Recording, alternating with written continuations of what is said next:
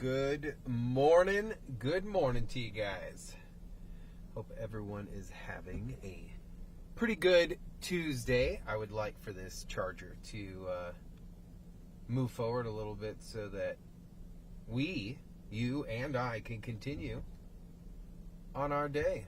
I think he thinks that I don't know what he thinks. Sir,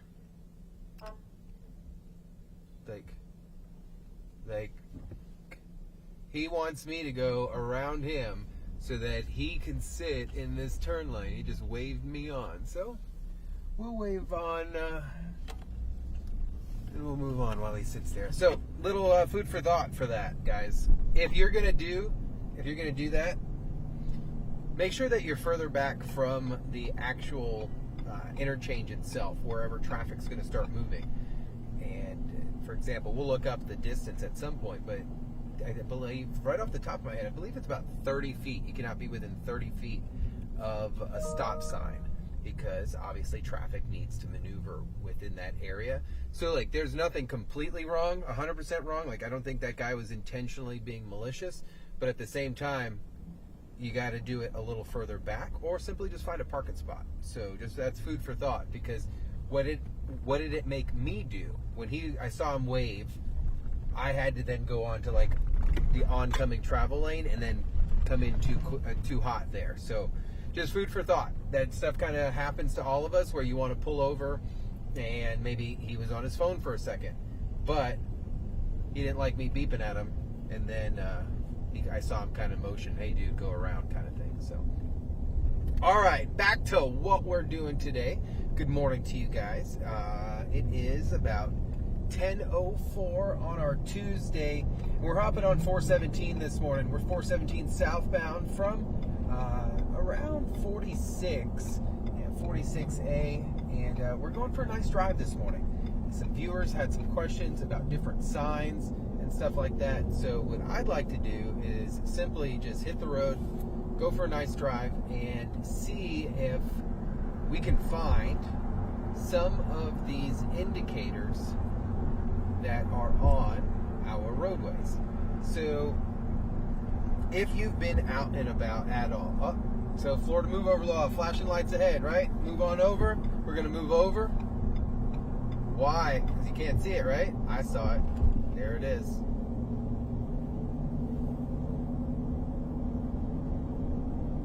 Any type of flashing lights up ahead, guys, whether it's now red and blue lights, white and amber, or even your hazard lights on your vehicle. If you see those up ahead, Florida move over law applies to you and to me and to all of us to keep us all safe out on the road.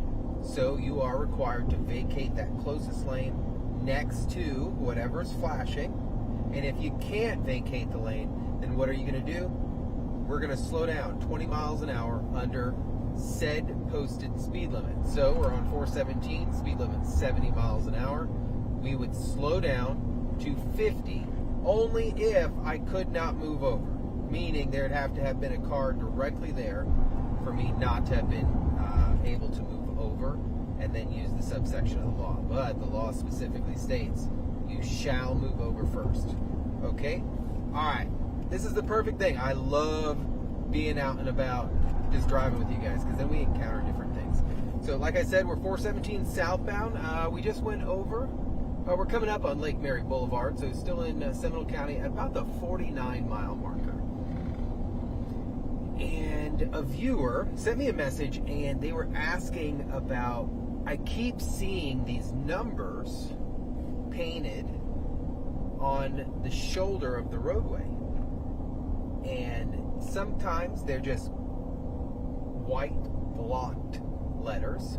Other times, he said, there's a kind of black background to it, and then the white letter.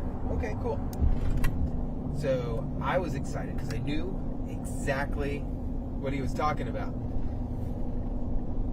As we kind of do things and construction builds on, what are we starting to see, guys? We're starting to see modern traffic designs, updated traffic designs, different styles of signage and things like that. Now, all the basics are always going to remain the same, but what I am starting to see is more and more safety style things.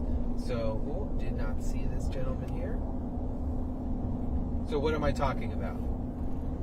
They are starting to add almost lane designator signs way in advance before you get up on an interchange. And we're going to see it up here when we get close to like the 408 and State Road 50. But the signs that are on the shoulder of the roadway that are telling you what lane is going to go where. Not for you to figure out at the last minute. Now, it's still your responsibility to know where you're going, but as technology advances, as we kind of think of things, we're starting to post things just to say, hey, a mile before you get up here, hang out in that left lane, because at some point, that left lane is going to be the lane you need to be in, so we don't want you to be in the right and then have to dart on over. Makes sense, right? So, mile markers. Mile markers are a way, a directional way, whether you're printing out a map on MapQuest back in the day, or you're traveling out here and using it for emergency response, or your exit and entrances to the interstate. Now, a good often amount of the time, your exits, when they say, oh yeah, exit at exit 47 or exit at 23, that's going to be very similar to where your mile marker is located. So now, they do not always correlate exactly, but they're pretty close to it. I remember when I was traveling up in the Carolinas, north up towards New York, I was a little confused at one point, and then suddenly, it all synced back up. But what I'm saying is they're very similar. So when you're traveling out on the roadway, there are a lot of different designators and indicators that show you where you are at. So here we are southbound 417. We're cruising over Lake Jessup. I love this view so much. Now, I'm not a big fan of the large amount of alligators in that water, but it is beautiful out here. What a great day. So look at this. See that sign? Boom. Saw it? So those are your mile marker designators. As we continue south, we're going to see another one. See this sign? Let's interpret. Exit 44 is 434. Exit 44 is extremely close to my mile marker 44 because here we are at mile marker 45 now. So in about a mile, exit 44 will be mile marker 44. Now there are another way that this is also visible. Now mile markers are good for a few different things because interfacing. When it comes to technology and emergency response, a lot of the platform that your firefighters are using in their large response vehicles or your police departments are synced with mile markers and GPS. Now that GPS is going to show that first responder where he or she is responding, and it's going to link up with a mile marker. That mile marker syncs up with the Florida Department of Transportation and our duty officers over at the Florida Highway Patrol who are dispatching them for the camera, who is also synced up with the mile marker. Make sense? Oh, troopers are out here. Look, medium, got them. So, what is also a possible response or survey crew that are out and about? They're not on the road. They're in the sky. So sometimes you will see on the shoulder of the roadway, let's see if we find one, because I saw one a little while ago and I got really excited because I was like, yes, I'm gonna be able to answer this and show you. So, all right, as we're cruising here, we're gonna look towards the shoulder, and we're coming up, we're about mile marker 42 right now-ish. maybe 41.5, I believe. But if we look down on the right shoulder, we may or may not see a huge number kind of painted out a little bit. So here's 42.5. And as we drive, there are indicators written big enough to be seen rather high. I saw one with a black background a little while ago, but there are also just, if you're broken down and you're walking for a while and you can't find the other signs. But all this is it right there. See it? 41. That was pretty big. I'm not gonna lie to you guys, for a second I was like, they're gonna think I'm crazy. No, I did see it, and I'm glad. If it was what, a whole 13-minute stream of just looking for one, then we found what we were looking for. But let's continue watching. But there's so many things out here, out on the roadway, that that really don't apply to us outside of the transportation business. When it comes to even me, we're just traveling out here. The only thing we're really concerned about is the solid white line, our dash lines, and we're traveling south. But something I would encourage you is to be aware of where you're at when you're traveling. What do I mean by that? Maybe cross streets. Take a constant look at the signs that you're passing. Read them. And when you do read them, just store them somewhere. Because what if you broke down here at 1 a.m. or right now at 10:14 in the morning and you had to call somewhere? It's not always convenient to, let me pull up my phone and I'll show you where I'm at, when you're calling a third-party vendor or 911. Yeah, they can pinpoint you, but it takes time.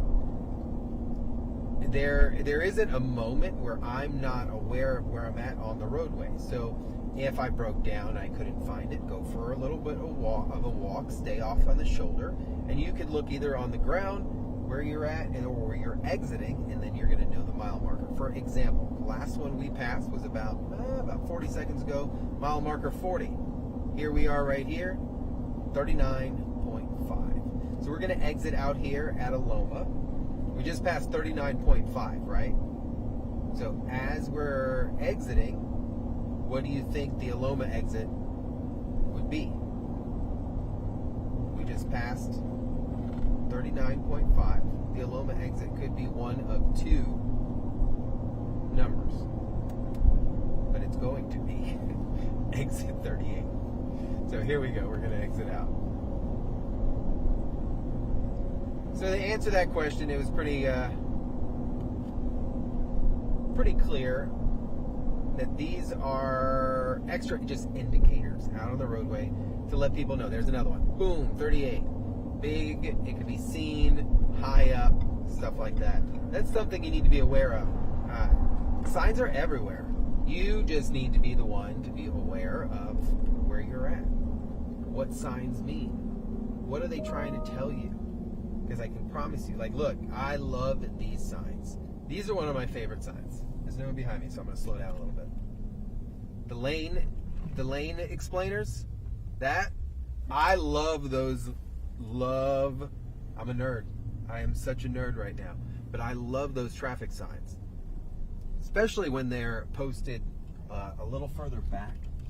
Because then there's no excuse. You should know at that point, okay, look, I need to make a right, so maybe I should be in the right lane because this lane is going to allow me to go straight or make a right. I need to go straight, but I'm in the right lane. Oh, no. It's okay because the lane explainer said you can go straight even if you're in the right lane. So what am I saying? Be observant of what is going on around you all the time. Today was pretty simple. Simple question. I like it. Simple answer. But at the same time, there's a bigger meaning behind it. As long as you're aware of what's going on, you're going to learn so much out here on the road. People driving a little quick this morning, guys. It's only Tuesday. Let's slow it down, please. I hope everyone has a good day. I don't know. I'm good, but everybody else out here is just driving a little tough. So, for example, here, Tuscaloosa. I'm not going to push I've got nowhere to go, so I'm not going to push my way over. But right lane, right turn only. This drives me nuts. If I was that guy and I was like, oh no, I'm stuck here, and I decided not to make a right here, can I get a ticket? You dang straight. And should I get a ticket? Yes, you should get a ticket. It's insane. What is this guy doing? Oh my gosh, these guys. That one guy had a crosswalk that he could have just used after I just told you that I was super calm. He comes across the crosswalk, doesn't use the crosswalk, then slows down. Then, of course, there are people at the crosswalk. All right, guys, listen, hope you guys have an amazing Tuesday. It is it's about what, 10:20 almost. Hope you guys have a great day. Make sure you head over to clickorlando.com. Be weather aware. Candace pinpointing some things here and there. But outside of that, it's going to be a nice day. Drive safely. Be observant. Wear your seatbelt. I'll catch you guys later.